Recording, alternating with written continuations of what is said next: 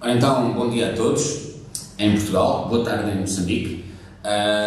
Bem-vindos ao Congresso dos Lusíadas na Escola e, para começar, como não poderia deixar de ser, um agradecimento à organização do Congresso e, muito em particular, ao Dr. José Cardoso Bernardes, meu mestre de sempre, meu exemplo de sempre.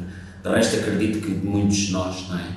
E uma pessoa por quem eu sempre nutri um carinho muito grande e muito especial e que teve a coragem de me convidar, sabendo das minhas poucas virtudes. Em todo caso, tentarei estar à altura do pedido que o Dr. Bernardes me fez, e que é falar sobre o ensino dos Lusíadas na Escola Portuguesa de Moçambique.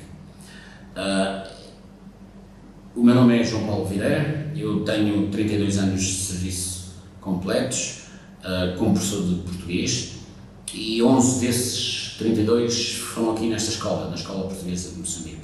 Eu ia começar por aí, falar-vos um bocadinho da Escola Portuguesa de Moçambique. Não é preciso muito, mas o suficiente para perceberem em que contexto de exercício é que os professores de língua portuguesa, e em particular os professores que têm a missão de didatizar os Lusíadas, em que contexto é que estão a trabalhar. Esta é uma escola pública, é uma escola que pertence à rede pública de ensino português. É uma escola com currículo português, naturalmente. É uma escola que, por exemplo, faz os exames nacionais exatamente à mesma hora de Portugal. É uma escola com cerca de 1.600 alunos, desde o pré-escolar até ao 12º ano. Portanto, é uma escola integrada.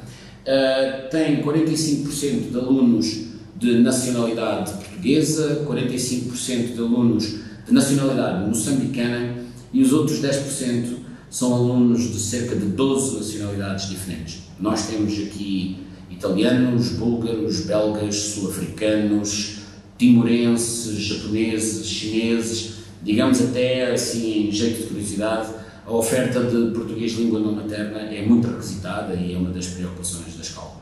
É também uma escola inclusiva, com cerca de 190 alunos em processo RTP e com cerca de 20 alunos com currículos específicos individuais. Para terminar, dizer que é uma escola com excelentes condições de ensino, com excelentes condições físicas e do ponto de vista dos recursos técnicos e materiais. Eu fui diretor de serviços do Ministério da Educação, conheci muitas escolas e quase que me atreveria a dizer que a escola está mais bem equipada, a escola da rede pública está mais bem equipada, está em território estrangeiro, e provavelmente é a Escola Portuguesa de Moçambique. Tem de facto um conjunto de recursos extraordinários. Também tem, na minha opinião, mas não posso ser juiz em causa própria, mas parece-me ter um corpo docente bastante capaz, bastante bem formado e que leva esta missão de ensinar o currículo português no estrangeiro muito a sério. Entrando aqui um bocadinho já no nosso tema, eu iria falar um bocadinho primeiro de dificuldades culturais. É evidente que é um desafio ensinar os Lusíadas em Moçambique. É um desafio que requer adaptabilidade, é um desafio que requer muita criatividade. E porquê é que são requeridas adaptabilidade e criatividade? Porque há um conjunto de dificuldades que eu categorizei como culturais e linguísticas, e nas dificuldades linguísticas eu fiz aqui também uma diferenciação entre dificuldades de índole semântica, dificuldades de índole sintática e depois também um bocadinho de índole rítmica ou métrica, se quiserem. Já vamos perceber porquê. Eu não serei enfadonho, terei o cuidado de ser breve, como me pediram, mas em todo caso há aqui alguns aspectos que é importante nós refletirmos acerca deles para percebermos de onde é que vêm estas dificuldades, não é? E o primeiro conjunto de dificuldades que eu designei de dificuldades culturais tem a ver com isto. Os pré-requisitos de percepção do texto, de entrada no texto, de exploração do texto e de percepção dos seus significados não são os mesmos que na Europa e em muitos casos não existem, não é?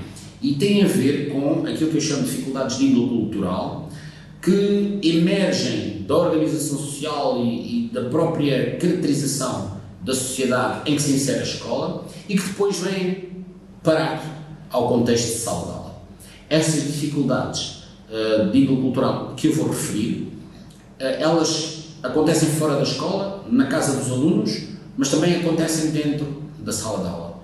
Portanto, são situações com que os professores de português e os professores que ensinam os Lusíadas têm de confrontar-se frequentemente. E eu começaria com uma provocação. Eu espero que o professor Bernardes não se arrependa de me ter convidado para fazer esta comunicação. E eu começaria por dizer que o desafio consiste nisto. Como é que se ensinam as láteas tetas do canto nono num universo cultural onde não há láteas tetas? Há aqui um desajuste, como devem calcular, que tem depois aspectos que podemos tipificar. Primeiro, não existe na nossa sociedade, que é uma sociedade multicultural, é uma sociedade muito inclusiva, não existe esta dicotomia branco-outro. Não existe.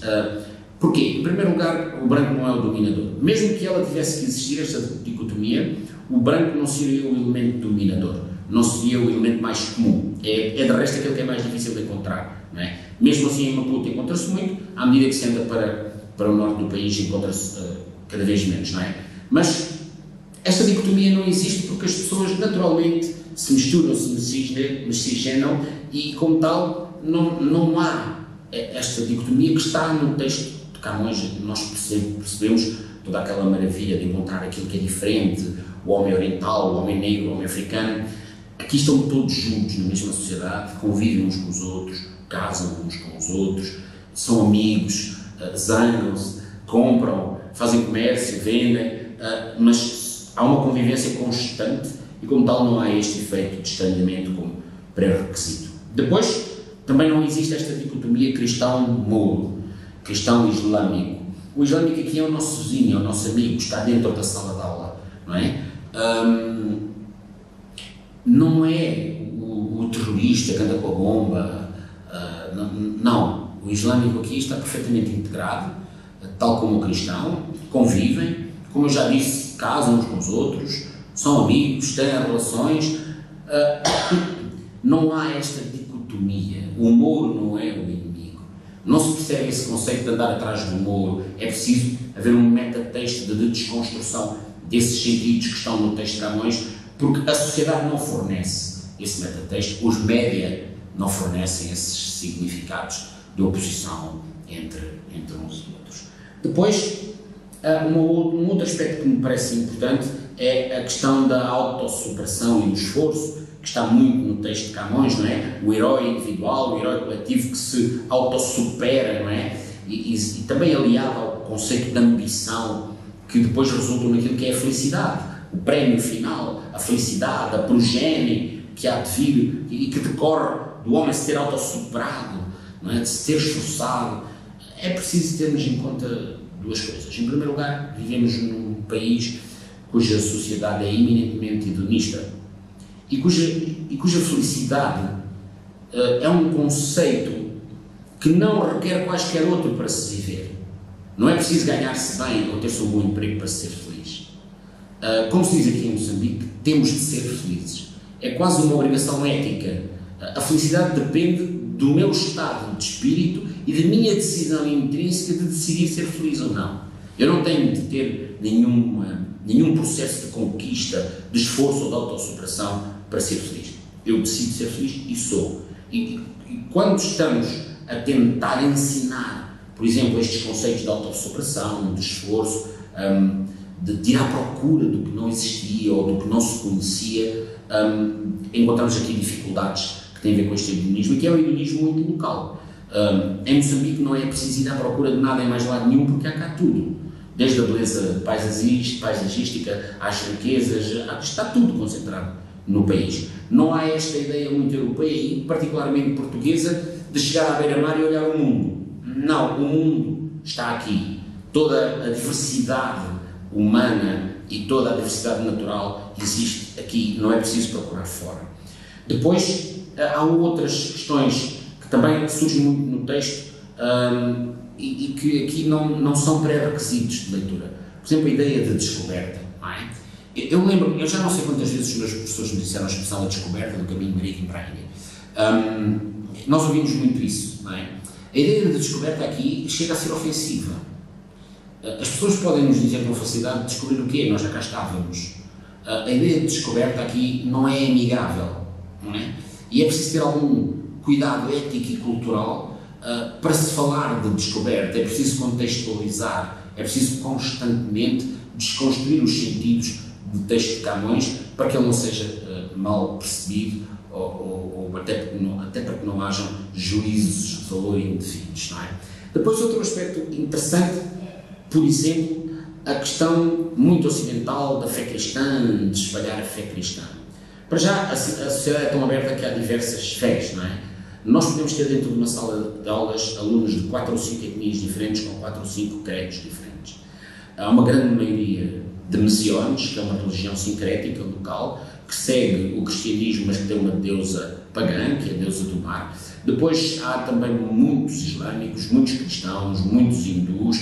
Não, essa coisa de espalhar a fé cristã, porque aqui cada um escolhe a sua fé e elas estão disponíveis, não há esse pré-requisito de leitura de somos todos cristãos, vamos espalhar esta ideia que nós achamos que é a melhor. Não, cada um aqui escolhe a sua ideia. E depois há aspectos até muito práticos. Eu lembro-me, nos primeiros anos, no primeiro e no segundo ano que eu ensinei os Lusíadas aqui em Moçambique, eu tive uma dificuldade tremenda em ensinar o conceito de tempestade. Por isso, simplesmente porque aqui não há tempestade. O Índico, à beira de Moçambique, é um mar manso, é um mar calmo. As pessoas entram 400, 500 metros pelo mar dentro com água pelo joelho e pescam o peixe com uma rede assim ao pescoço que lançam e puxam. Não há essa dificuldade com o mar, na relação com o mar. O Índico, num dia em que está mais altercado, é mais calmo do que o nosso Oceano Atlântico quando está num dia normal. Não há ondas de 2 metros de altura aqui, não é? Não há essa dificuldade de entrar no mar. O mar não constitui uma ameaça. É difícil, há uma dificuldade eminente de se perceber isso. E essa dificuldade não é só dos moçambicanos. Temos de lembrar que os alunos portugueses que estão aqui desde pequeninos. Eles chegam ao 9º ano, vêm desde o pré-escolar. Eles cresceram aqui, as famílias estão aqui instaladas e como tal, torna-se difícil passar um determinado conjunto de pré-requisitos de leitura para os Lusíadas, porque eles não fazem parte do cotidiano dos nossos alunos nem das suas famílias. E vamos depois ver que, do ponto de vista da língua, o fenómeno é muito semelhante. E, por fim, ideias muito ocidentais, como o Natal, a fé cristã, que são trazidas para uma sociedade eminentemente oriental, com hábitos de alimentação muito orientais, com hábitos de vestir muito orientais, onde todos se misturam e conjugam, e como tal, há aqui um conjunto de valores de base que nós não temos dificuldade, porque não são um pré-requisito de leitura. E como tal, nós temos de constantemente usar da nossa adaptabilidade e a nossa criatividade para construir contextos de leitura para que o aluno perceba porque é que o texto surgiu assim, não é? Depois, dificuldades linguísticas. Eu diria, genericamente, o primeiro aspecto que importa referir é que a língua portuguesa padrão não é transparente aqui. Vigente aqui em Moçambique é a variação subsaariana do português, que tem diferenças significativas do ponto de vista semântico e do ponto de vista sintático. A língua portuguesa padrão constitui mais um obstáculo, por vezes, aqui, e ela tem de ser sempre uma ponte. Mas isso é o trabalho do professor de português, é transformar a língua portuguesa numa ponte de união, e numa ponte de acesso ao conhecimento, e numa ponte de desconstrução dos sentidos do texto. Mas ela, por si, não é transparente, porque ela foi transformada e a variação subsaariana do português tem diferenças interessantes, já vamos ver algumas. A este propósito, eu diria até, costumo repetir muito esta frase, era muito importante que os professores corretores de exames que são realizados em Moçambique tivessem algum conhecimento da variação subsaariana do português, para não considerarem erro aspectos que não podem ser considerados erro, porque não são. São aspectos próprios dessa variação. Nós já vamos ver daqui a pouco alguns aspectos semânticos e sintáticos que um corretor deveria ter em conta, porque são realizações que acontecem milhares de vezes num dia, nas famílias dos nossos alunos, nas suas interações uns com os outros, e que são realizações diferentes do português padrão.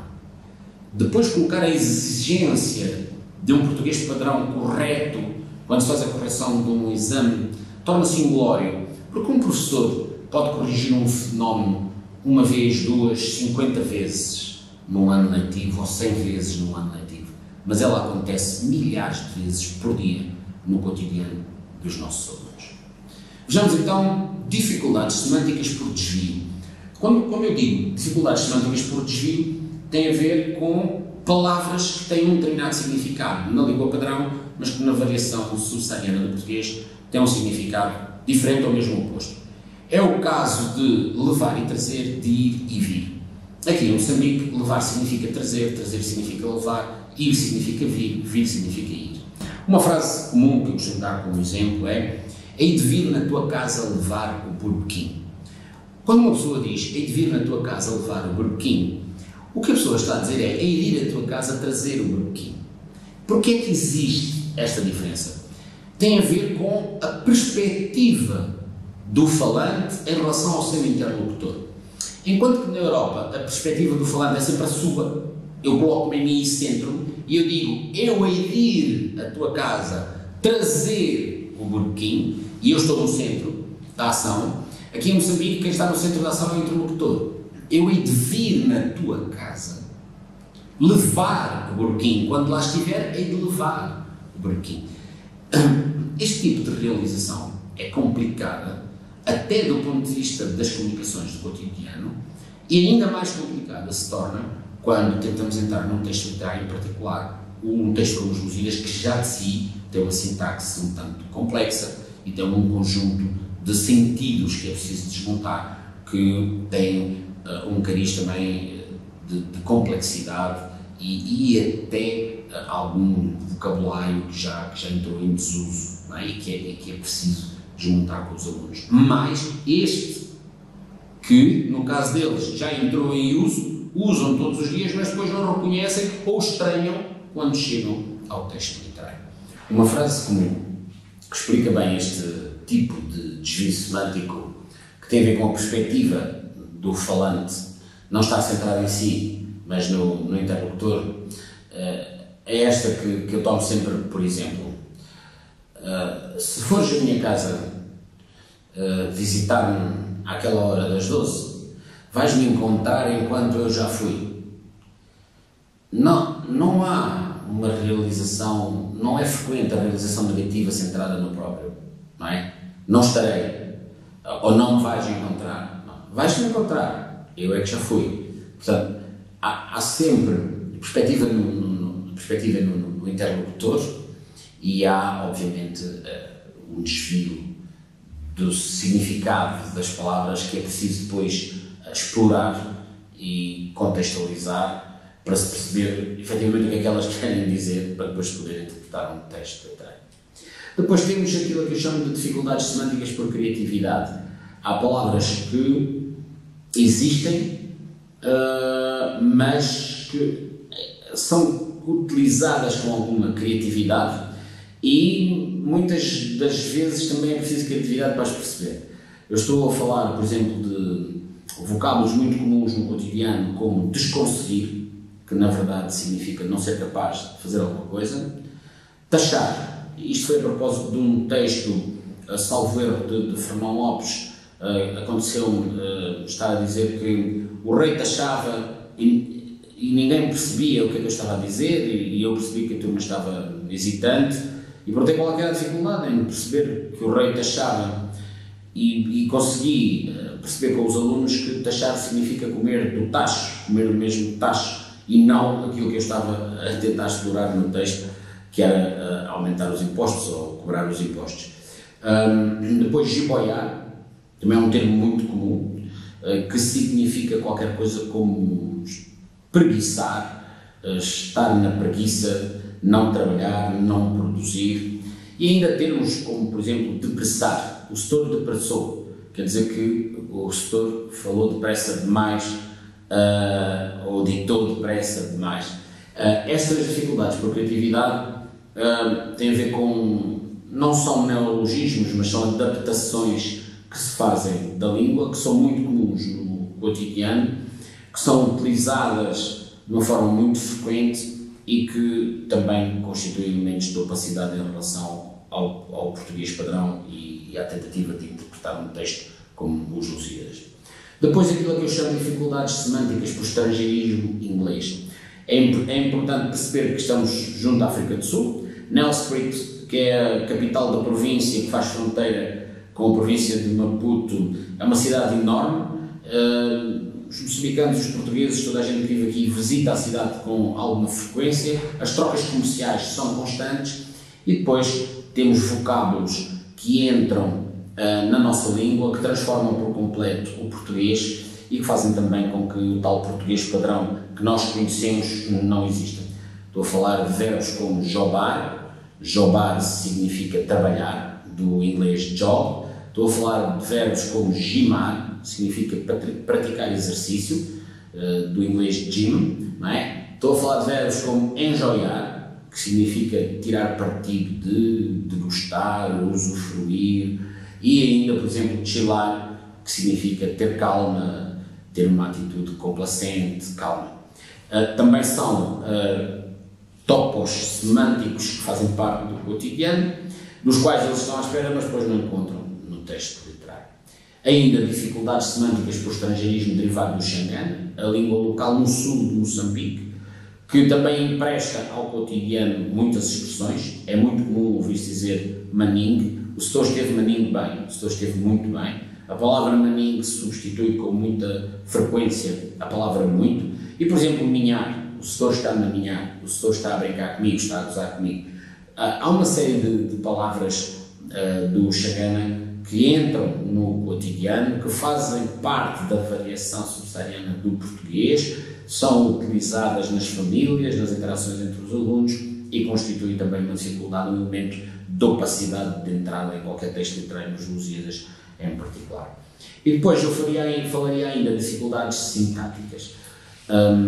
E aqui, tendo em conta até a exigência do texto camoniano do ponto de vista sintático, essas também são significativas. Por exemplo, utilizar o pronome pessoal de forma de complemento indireto, lhe, como complemento direto.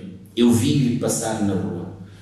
Isto é muito comum, as realizações são milhares, milhões por dia, mas há aqui, obviamente, um transviar sintático que depois é estranhado. Quando o aluno entra no texto literário e apanha um lhe como forma de complemento indireto, ele não percebe aquela sequência linguística e tem dificuldade em descodificar o texto. Depois, a proposição, a contração da proposição com o artigo, em u, em a, no, na, utilizado de forma de acordo com o português padrão é incorreta, não é? Se torna uma licença que vá na casa de banho. Isto também existe na variação sul-americana do português, é muito comum no Brasil, a expressão ir no banheiro. Aqui utiliza-se muito esta expressão e é muito frequente os alunos escreverem, e quando utilizamos a contração em regime regular do português padrão, há uma certa dificuldade em perceber o que é que está ali, porque não é esse o uso que se faz comumente. E depois, um aspecto que eu também considero muito importante, que é a utilização da perifrástica usando o verbo haver como auxiliar. Isto é muito comum em Moçambique. Na verdade, eu até correria o risco de usar uma generalidade, que é dizer que os moçambicanos não precisam de conjugar mais nenhum verbo a não ser o verbo haver. E conjugam-no bem. Eu sou ribatejano, portanto, eu sou da terra onde se diz ades ou adem, e passei o tempo como professor a corrigir isto imenso. Aqui em Moçambique não se comete este erro. O verbo haver conjuga-se com muita correção. Mas só se conjuga esse, os outros vão todos para o infinitivo. Hei de fazer, hás de vir, há de acontecer. Basta saber se conjugar o verbo haver, depois usa-se o infinitivo.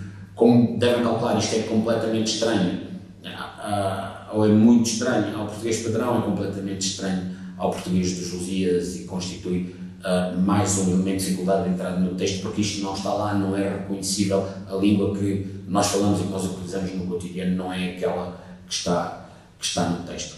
Depois, para finalizar este capítulo das dificuldades, ainda diria que há dificuldades métricas ou rítmicas, se quiserem.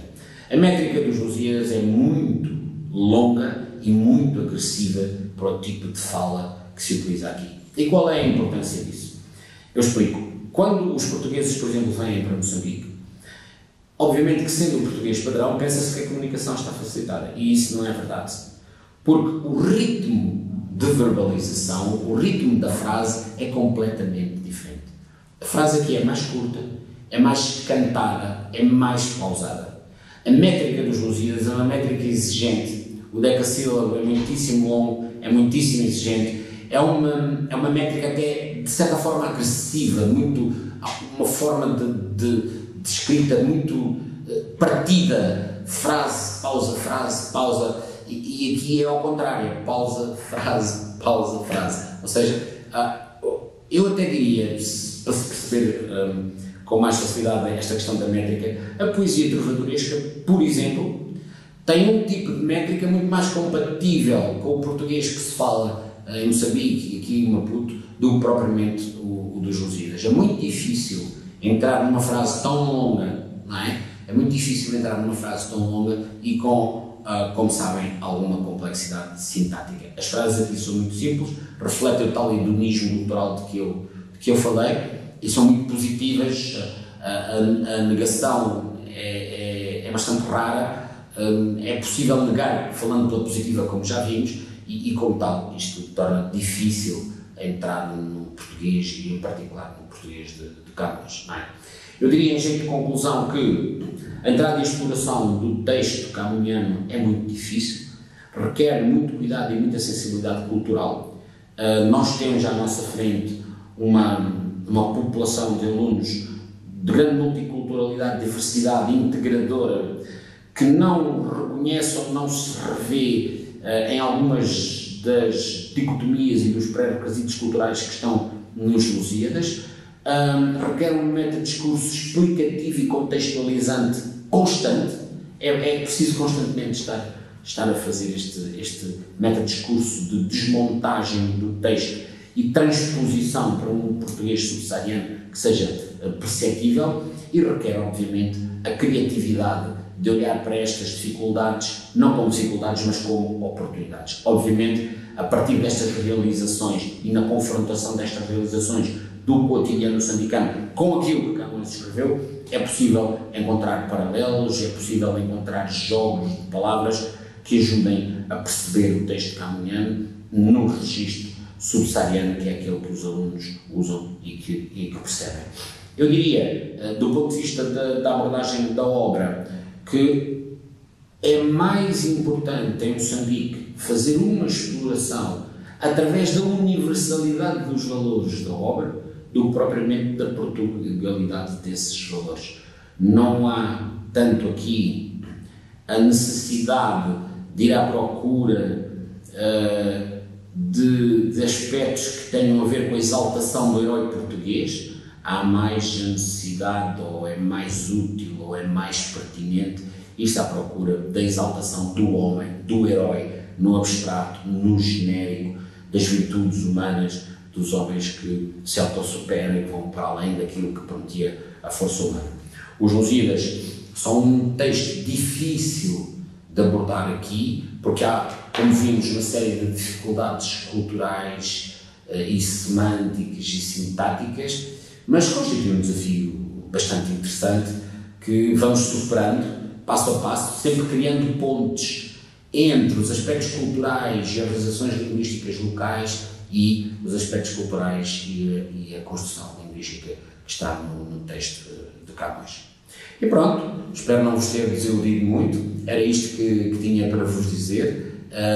Penso que respeitei mais ou menos o tempo que me deram e estarei disponível através dos meus contactos que o professor José Cardoso Bernardes tem para esclarecimentos adicionais, caso entendam solicitá-los. Mais uma vez, muito obrigado pela oportunidade e a partir aqui de Moçambique desejo-vos também um ótimo congresso e a porta está aberta quando quiserem vir à Escola Portuguesa de Moçambique, serão sempre muito bem-vindos. Até amanhã, se Deus quiser, ou, como se diz por aqui, até nos outros. Fiquem bem.